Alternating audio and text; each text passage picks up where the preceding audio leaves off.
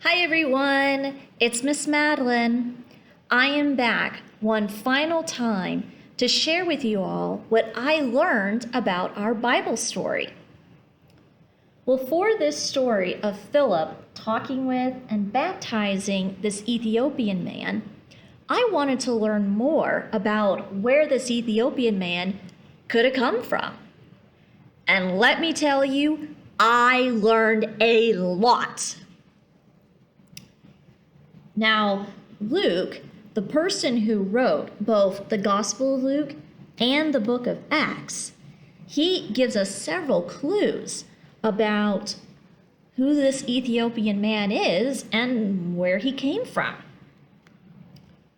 First, Luke tells us that this Ethiopian man is an Ethiopian. He calls him an Ethiopian.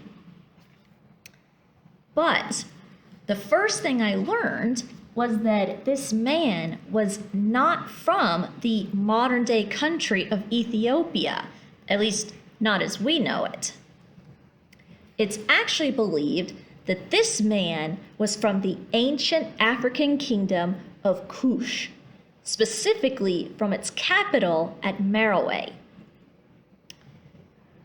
Now, another reason why we believe this was because when Luke first wrote the book of Acts, he was writing it in the Greek language. So if someone was going to be reading, then they'd have to be able to understand Greek. And the reason why this is important is because in the Greek language, the word Ethiopian actually refers to dark-skinned people from the continent of Africa, so he was darker skinned, and it refers to all of Africa that was south of the country of Egypt. And let me tell you, that's a pretty big area. So to help you get an idea of where in the world is this Kush and Meroe and everything, I have with me a globe of the earth. This, of course, helps us to figure out and find where everything is in the world. So let's start with where we are. So we are right here in the city of Dallas, in the state of Texas, in the country of the United States. Now, where we're talking about is across the Atlantic Ocean and over here to the continent of Africa. And the area where I'm talking about is up here. This is what's known as northeastern Africa. Now, today, there are several countries that make up this part of Africa. I have another map to show you, so that way you can see these countries a little bit closer. But I just wanted you to know that this is the area of the world that I'm talking about. So today, the countries that make up this northeastern part of Africa, they are Sudan and South Sudan, Ethiopia, Eritrea, Djibouti, and Somalia. Now, this is what this area of Africa looks like today. But things were quite different 2,000 years ago when Philip and the Ethiopian man were alive. This same area looked quite a bit different. So I have here a map that shows this same area of Africa, because as you can see, the Red Sea is right here and right there. So this is the same area, but just 2,000 years apart from each other. So back then, back 2,000 years ago, the Egyptians and their pharaohs lived up here in the kingdom of Egypt. But just to the south of Egypt was the kingdom of Kush. And the Kushite people were the ones who lived in the kingdom of Kush. Now you may wonder, what is this yellow area? Well, this is the kingdom that was south of Kush. This area was called Oxum, but they kind of come along a bit later, so we don't really need to talk about them. But here's where Kush is, and here's where Egypt is. Now, throughout their history, the kingdom of Kush had 3 capitals. But by the time of this story with Philip and the Ethiopian, the kingdom of Kush was now on its 3rd capital. And its capital at the time was this city right here. This city is called both Meroe and Meroe. I actually heard 2 different ways to pronounce this capital's name. Now, the country of Egypt is pretty much still where it was back then. It's still pretty much in the same place today. But the area where the kingdom of Kush was is now in the modern day country of Sudan.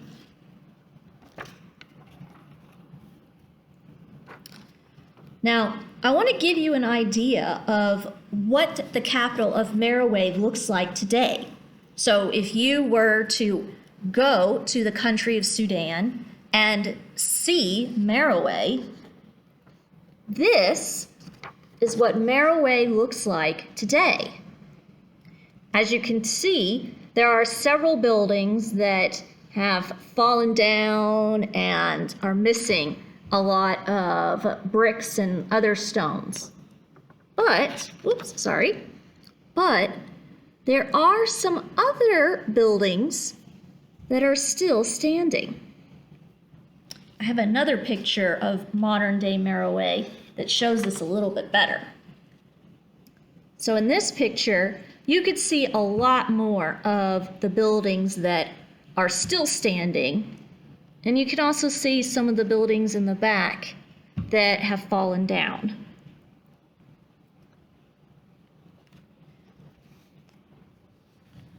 Now, here is an artist painting of what the capital of Meroe could have looked like 2,000 years ago when Philip and the Ethiopian man were alive. So this is possibly what the Ethiopian man's home looked like if he did live in Meroe. Now, I'm sure you've noticed that there looked to be like a lot of pyramids in the capital of Meroe. And that is not by accident. You see, the kingdom of Kush was so close. So here's Kush. The kingdom of Kush was so close to the kingdom of Egypt that they had a lot of interactions with each other. Sometimes the Kushites and the Egyptians were enemies, and they would fight against one another. But then at other times, they were on pretty good terms with one another, and they would trade many items back and forth. As a result of all of this interaction with Egypt, the Kushites had a religion and a building structure very similar to the Egyptians. So they built a lot of their buildings a lot like the Egyptians did. And they worshipped a lot of the same fake or false gods that the Egyptians did. Okay. Now, you might be wondering, how is it that we can believe that this Ethiopian man was from the kingdom of Kush, and not from the area that would become modern-day Ethiopia. Well, further, in the book of Acts, Luke writes that this man was an important official who served the Candace, or the queen of the Ethiopians. Now, Candace, or in the native Merowe language, Candake, well, this is a title. It was not a personal name. It was the title of the queen of Kush, who ruled at the capital of Merowe. It's kind of like how the Egyptians called their kings pharaohs. Of course, Pharaoh was not a personal name, but that was still kind of a way to refer to who was ruling. So, I want to give you guys a picture to get an idea of, well, what could this Candace, what could this queen of the Kushites, wonder what could she have looked like? Well, here is another artist drawing of what it might have looked like back when these Candaces, these queens, were ruling in the kingdom of Kush. So in this picture, you see the Candace at the very front of this long line, and she is leading several of the people who serve in her royal court. As you can see, the Candace was a powerful woman.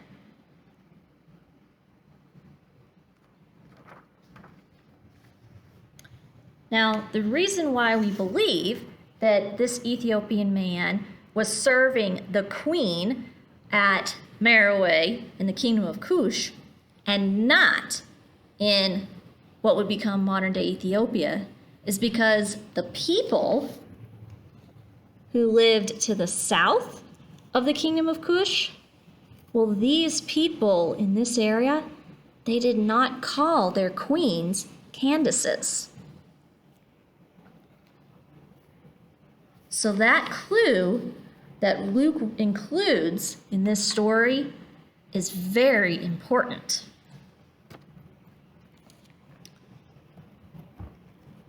Now, Merowe in the kingdom of Kush, as I said, was probably where this Ethiopian man was from. And Merowe was most likely where this Ethiopian man was going back to after his visit to the city of Jerusalem. Now, for a long time, the kingdom of Kush was very powerful and very rich. Because the Kushites traded with many other kingdoms, they ended up having all kinds of treasures, things like gold and very expensive jewelry. These treasures, especially the jewelry, would have been things that the Candace, the queen, would likely have worn. She would have used all that gold and jewelry to really decorate herself as a way of showing how powerful she was and how much wealth she had, and to show that she was the queen. And so she was able to have all of these expensive things.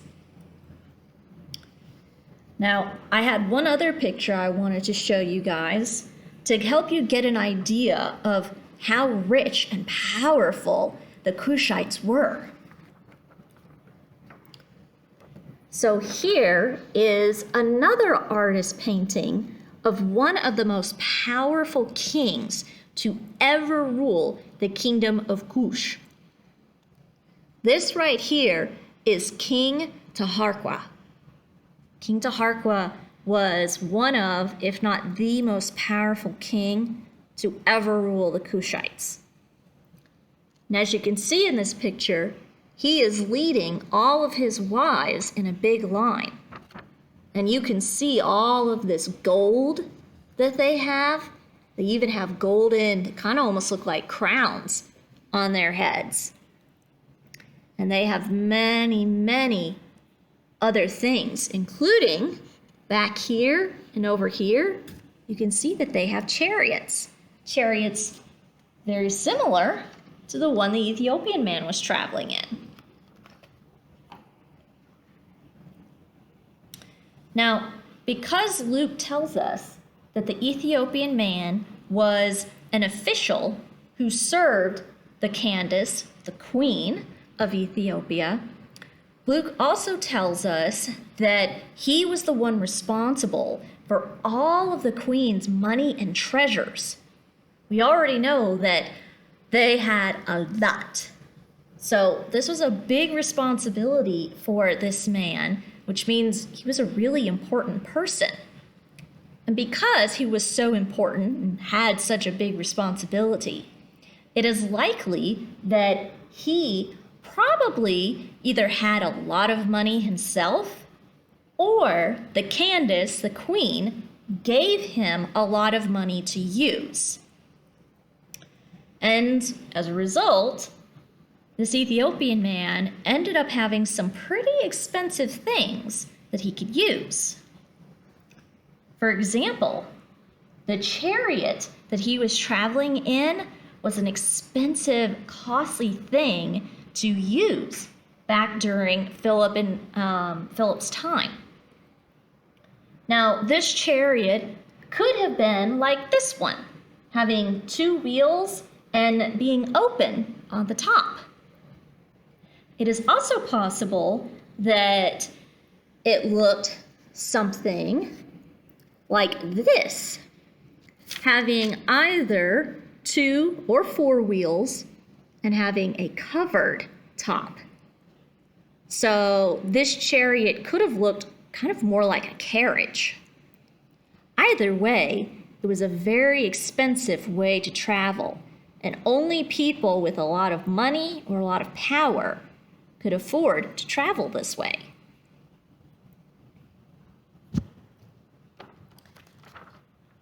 It's also likely that this Ethiopian man was traveling with servants, people who controlled the horses pulling the chariot, and who also took care of the Ethiopian man as he was traveling.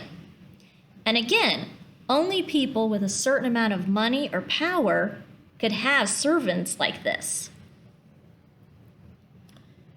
Now, the capital of Meroe, these people had their own language and their own form of writing. But this Ethiopian man must have understood more than one language. He also must have understood the language of Greek. How do we know this? Well, we can tell from the story that the Ethiopian man was able to talk to and understand Philip. And Philip was most likely speaking Greek. Why Greek? Well, at this time, Greek was the most common language spoken by the people in the Roman world. It's kind of like today how English is sort of the language that most people in the world speak. That even if English is not a person's first language, they probably speak it so that way they can talk with and communicate with people from all around the world. Well, back then, that's what Greek was like. The other reason why we believe that the Ethiopian man knew and understood Greek was because the scroll of Isaiah would have been written in Greek. You see, there was a time not too long before Jesus was born that a group of Jewish priests, of Jewish scholars, got together and they wrote a version of the Old Testament in Greek. The original Old Testament, the first version of it, was written in Hebrew. But these priests got together and they translated the Hebrew Old Testament into Greek. And they did this so that way more people could understand what was written in the Old Testament, because a lot more people spoke Greek by this time than Hebrew. So it's likely that this scroll of Isaiah, Isaiah being from the Old Testament, was written in Greek. And if the Ethiopian man was reading the words out loud, as Luke says in the story that he did, he could clearly read and understand Greek. Now, this scroll of Isaiah is one final clue to how important and wealthy this Ethiopian man must have been. You see, at this time, books were very rare, and the printing of multiple copies of a book like we have today, well, that hadn't even been invented yet. Back then, if someone was going to make a copy of something that had been written down, then they had to copy it by hand, writing every single letter and word. And as you can imagine, this was a very slow and long process. So scrolls, like the one the Ethiopian man had, they were very expensive, cost a lot of money.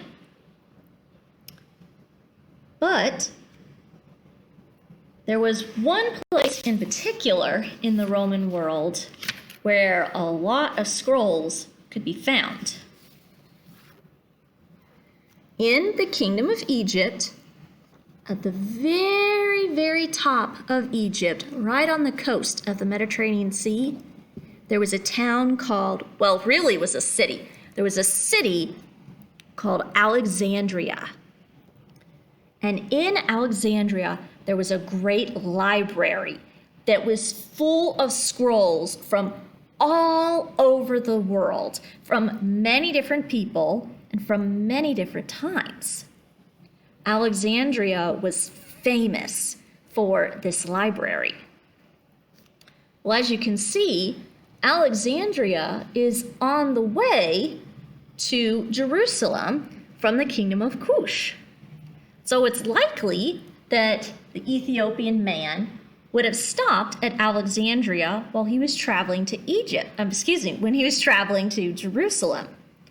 And the Ethiopian man could have used his money and influence to buy his own copy of the scroll of Isaiah.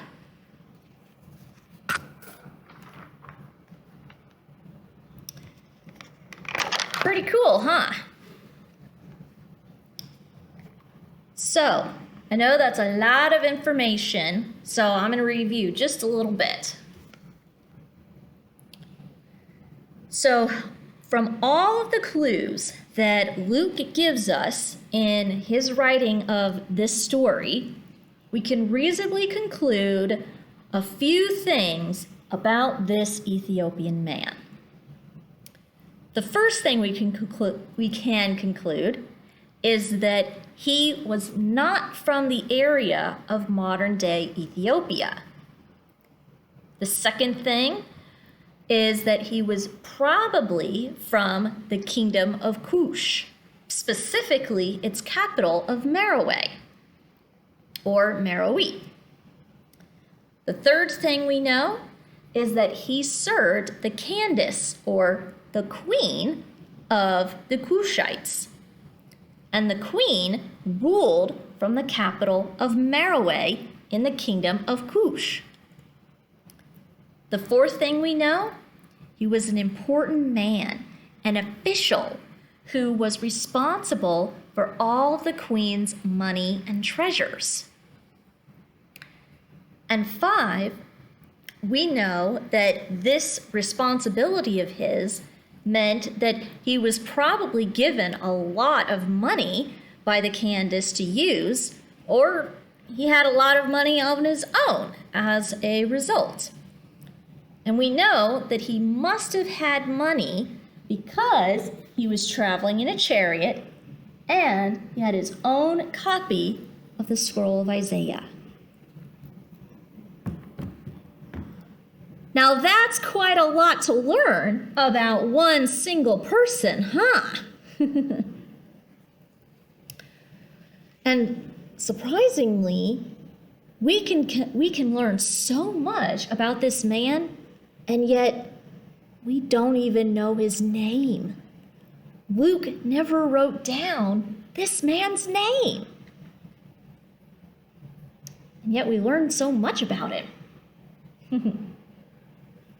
Well, if you would like to learn more about this Ethiopian man, or the kingdom of Kush, or its capital of Meroe, or pretty much anything that I have talked about, you can send me an email, and I can then send you a link to some of the resources that I used when I was learning about this particular man. Same thing if you have any questions about this story or about anything I've talked about, you can email that to me as well. My email address is mivy, M-I-V-Y, at stmichael.org. I want to thank you all for sticking with me through this final story thoughts video. I hope you learned a lot, and I look forward to getting to see you all in the summer for our summer formation class. I hope you all have a wonderful week, and I look forward to seeing you again soon. Bye, everyone.